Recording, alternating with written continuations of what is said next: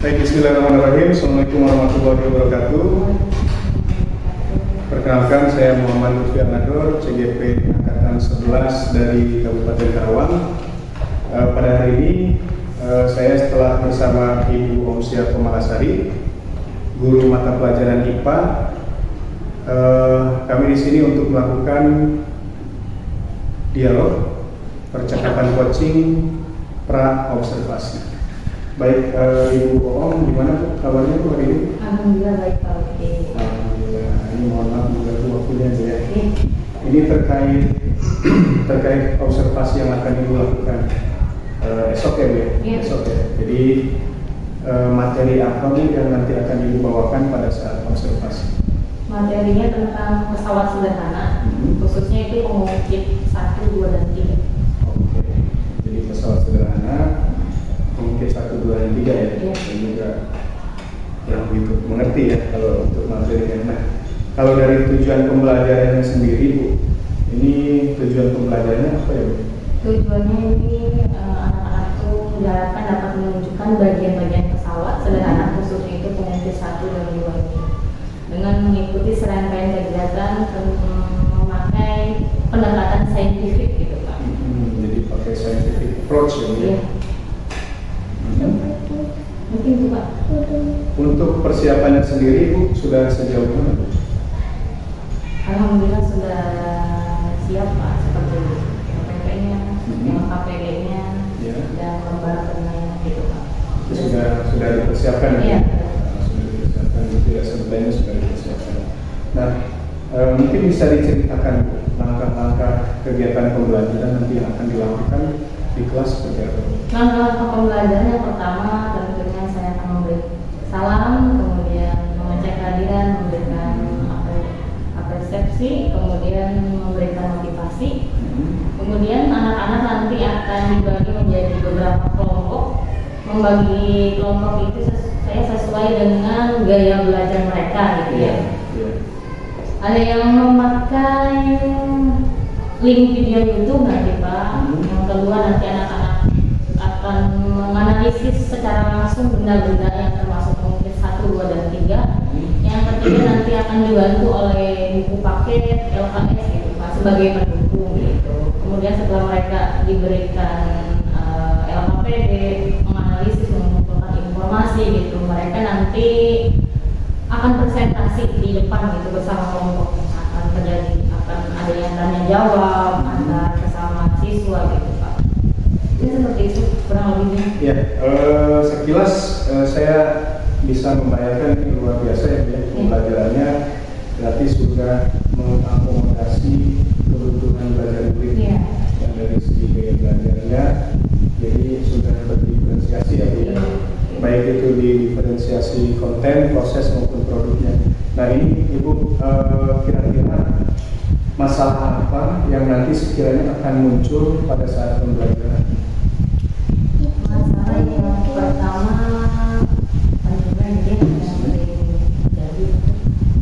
anak tuh kurang aktif Pak, kemudian kurangnya motivasi gitu. Mungkin mereka merasa bosan kalau mereka belajarnya terus memakai KS gitu, seperti itu menerangkan, menjelaskan dengan ada diferensiasinya apa mudah-mudahan gitu ya, semangat lebih aktif gitu Pak. Nah Bu, terkait masalah tersebut ya, jadi strategi apa yang Ibu lakukan untuk mengatasi masalah yang mungkin muncul tersebut? Yaitu dengan adanya model pembelajaran diferensiasi saya terapkan di kelas nanti pas materi pesawat sederhana gitu. Seperti itu. Ya, mudah-mudahan nanti berjalan lancar ya kegiatan pembelajaran kita, observasi kita. Terakhir Ibu, adakah kendala yang Ibu hadapi terkait kegiatan supervisi ini? Alhamdulillah tidak ada Pak. Walaupun nantinya tidak ada kendala, mungkin saya akan menanyakan ke Pak Lutfi barang-barang gitu. Insya Allah siap saya memberikan bantuan. Kita sharing sih. Iya, sharing. Oke Ibu, terima kasih. kasih banyak waktunya. Bapak Ibu, demikian percakapan pra observasi dengan teknik coaching kita pada hari ini. Terima kasih banyak sekali lagi kepada Ibu Rosia Kumalasari. Sekian dari kami. Wassalamualaikum warahmatullahi wabarakatuh. Assalamualaikum warahmatullahi wabarakatuh.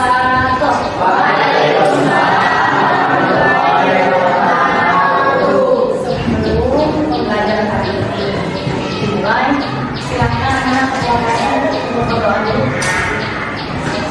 Ya benar, kawan-kawan sudah belajar berdoa di dalam hati dimulai.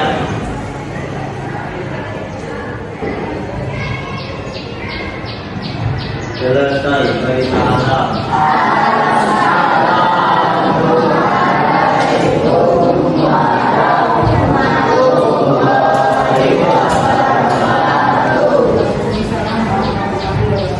Gimana kabarnya? Udah sarapan belum? Sama apa sarapannya? Nasi uduk berapa? Daging apa? Daging ayam. Terus? Bubur. Gorengan. Bala-bala. Oke, absen dulu ya. Ayugi. Kemana? Adik Kurniawan, Arman, Hadir,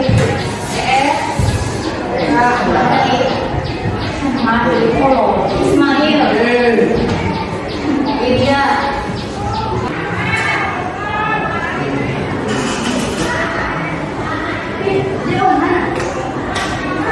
Silakan buku tulisnya, alat tulisnya dikeluarkan.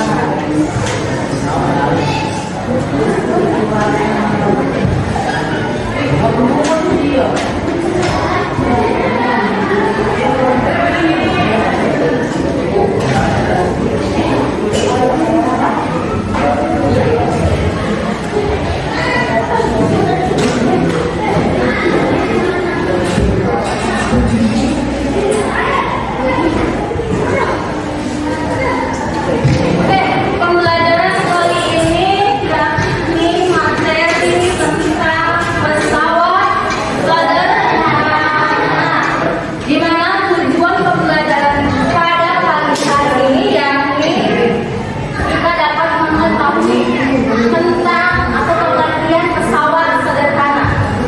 Di benak kalian, di pikiran kalian, pesawat sederhana itu apa? Pesawat sederhana ini bukan pesawat terbang ya.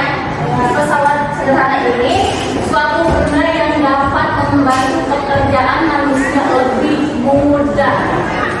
Contohnya, misalkan Ismail, orang tuanya sedang membangun rumah. Di pinggir jalan ada stasiun ini. Banyak ya. Stasiun otomatis harus dipindahkan ya dari jalan menuju rumahnya.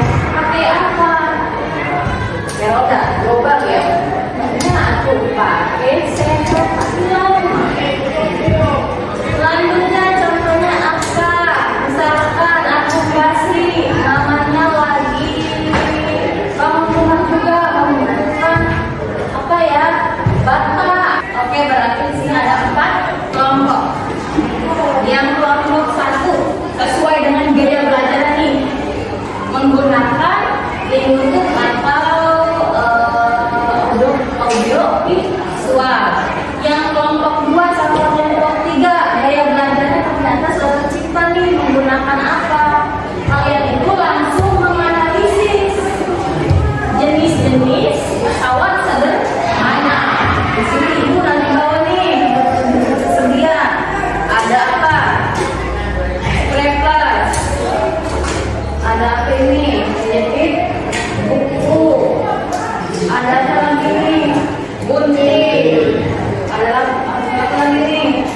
Penjepit bulu. Ini penjepit